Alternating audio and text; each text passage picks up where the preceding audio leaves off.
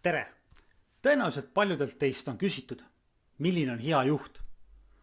Tuginedes oma kogemusele, eelistustele, vastate te.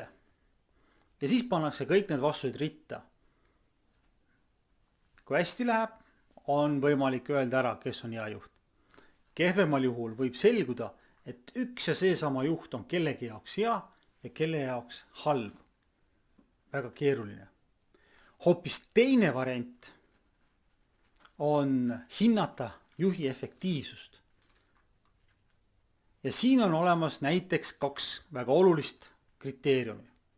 Esiteks on ülesannete ja eesmärkide täitmine. Organisatsioon toimib, kuna ta seab omale kindlad eesmärgid ja ülesanded. Aasta saab läbi, vaadatakse nii. Juhil on eesmärgid ja ülesanded täidetud, järelikult ta toimib efektiivselt. Teine oluline kriteerium, mille järgi juhi efektiivsus saab hinnata, on tema meeskond. Kuivõrd kogenud see tiim on?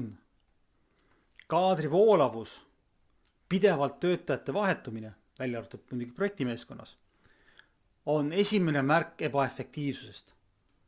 Sest organisatsioon paneb väga palju raha sellesse, et leida uusi töötajaid, neid koolitada, toetada neid sisseelamisel ja siis nad lahkuvad, võttes kaasa teatud oskusteave.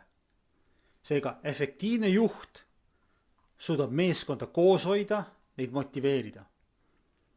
Kuidas seda kõike teha ja miks seda teha ja mis selleks kasutada, sellest räägime juba edaspidi. Seniks aga jõudu ja püsige kanalil. Kohtumiseni!